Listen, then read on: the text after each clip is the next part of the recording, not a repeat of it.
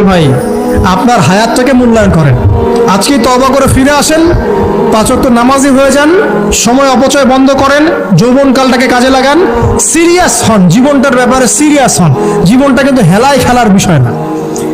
একবার চলে গেলে, একবার মউত হয়ে গেলে কান্নাকাটি কোটি কোটি বছর করলে আল্লাহ পাক আর দ্বিতীয়বার পৃথিবীতে ফিরাই দিবে না, দিবে? তো কি কারণে আমরা আমাদের সময়টাকে হেলায় নষ্ট করছি? সুযোগ আছে কোনো সুযোগ নাই। যেই কাজের পরকালীন কোনো ফায়দা নাই সেই কাজে আমি নাই। সোজা কথা বোঝেন?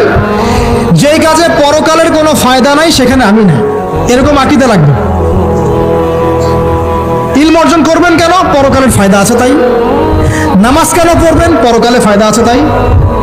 প্রেমের সম্পর্ক করব না কেন? পরকালে ফায়দা নাই তাই।